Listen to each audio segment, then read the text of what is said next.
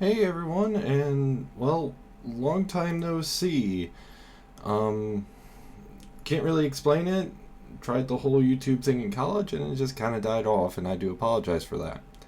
But what you're seeing on your screen now, moving at a very fast, 3 times normal speed, is actually Train Simulator. And as you saw in the title card, we are building what I dubbed the Quakertown and Southern in Train Simulator, currently 2022, probably soon to be 2023 at some point, and so on and so forth.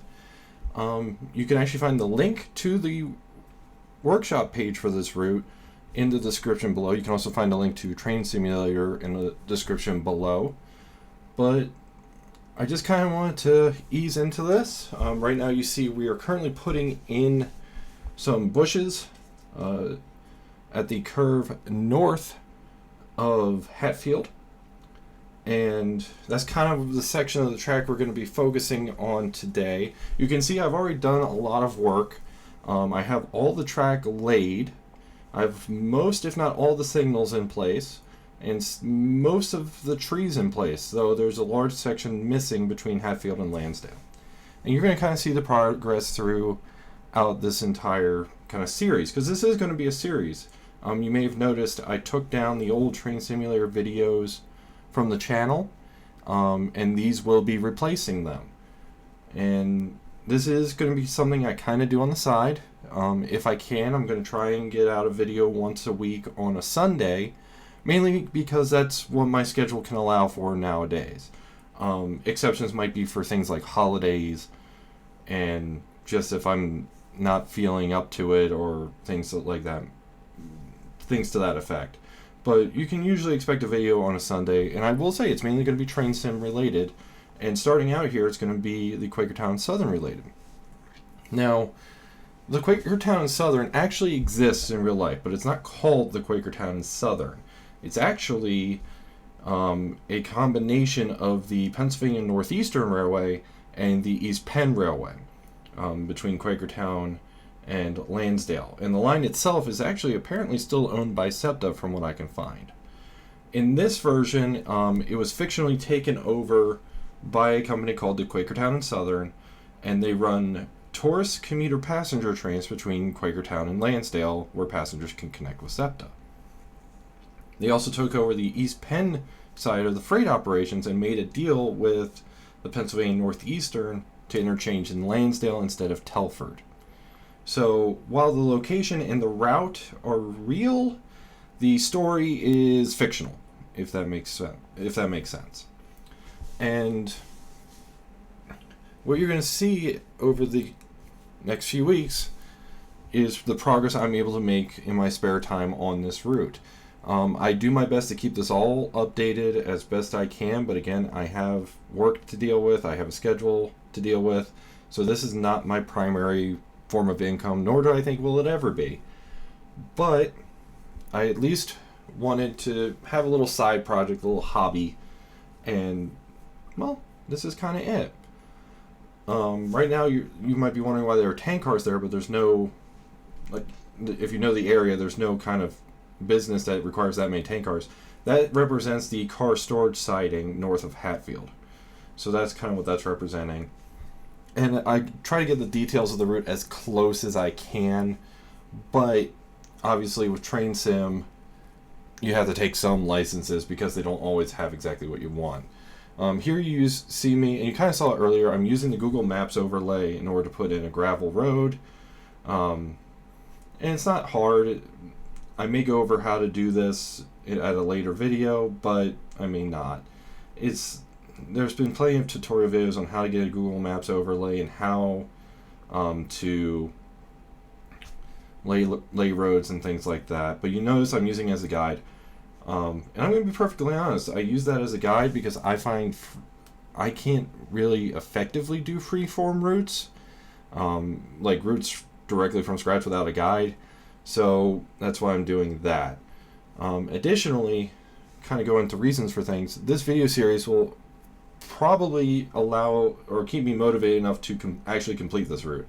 I've tried over the many years I've been playing Train Sim to actually complete a route and I just haven't been successful. So I'm hoping this kind of video series on this kind of helps produce that and keep this on track. I'm not going to be going into any real detail onto the operations of this route right now. I do have kind of a rough outline on the workshop page, which again, link in the description. But I know people will be like, well, is that set in stone? Why does it require so many DLC? Which I will admit, it does require a lot of DLC at the moment. I'm trying to reduce it if I can, but that might not entirely be possible. So, no, some of the at least rolling stock based DLC is not set in stone at all. You can use whatever you want. If you want to run a British train on this, you could. I really don't care. I just kind of set that up for my own little fictional universe, because I kind of like telling stories, and that's kind of me telling a story. One thing I do want to point out is you see me using the asset block irregular tool a lot here. And you also see me using a lot of 3D trees.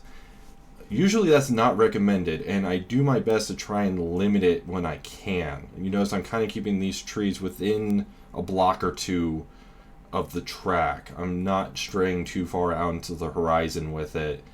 I'm also trying to keep the asset blocks small, because I noticed an issue where if it's crossing over what you can't really see. Train Sim has like these large tiles, and if you're on a boundary and you have something large on that boundary, it can disappear if you look at it at the wrong angle. So I'm trying to take that into account. Also, in this section, particularly right here, you're going to notice that I remove a bunch of bushes I laid down in a previous section. Reason is, sometimes you just do a little bit more research and kind of screw up. And that happens. And if somebody's endeavoring to do this themselves, I would encourage, don't be afraid to kind of go back and correct something. Don't be afraid to delete something and start over. It's kind of just natural part of the process. And things of that nature. So that's kind of my kind of first big recommendation if somebody wants to do this themselves. You also may notice that the aspect ratio is really weird. And I don't mean like super weird. It's 21:9, and that's because this was recorded on a 21:9 monitor, which is now my primary monitor. So if you need help viewing it correctly, I definitely recommend viewing this in theater mode or full screen if you can, but I understand if you can't. Main reason I haven't switched it is I use a 21:9 monitor as my primary monitor, and I'm not going to want to keep constantly switching it back and forth if I don't have to. So just forewarning on that. Here you see me placing down another acid block irregular, and you're going to see me go through the processes of what I think looks good for this area. This area is kind of some taller grass, and I'm just kind of going through some of the assets I have available to me, some of the placement, just to get to look good. So don't be afraid to mess around. Again, if you do this yourselves, just experiment, have fun with it. I'm using a real route as a real guide, but you don't have to, or you can, and take some artistic license with it. It's entirely up to you. But I will note, I'm going to try and keep these videos relatively short, relatively quick, again, purely for my schedule, and what I'm able to do, what I have time to do. With work, it's kind of fun trying to get things to line up. So there is that, and I just ask that you keep that in mind, and I hope you enjoy this journey as I reveal more of the Quakertown Southern to you. And hopefully here soon, once I get most of the plans down, I'll take you on a full-fledged route tour, and you'll be able to learn more. And so once again, for the third time in this video, I apologize. The link for this route in Steam Workshop that I will do my best to keep updated is in the description, as is if you don't have Train Simulator yet. That is also in the description. And as we kind of round out this video by placing down some more grass, welcome back, long time no see, and I hope to see you again in the future. Hope you have an awesome time, guys.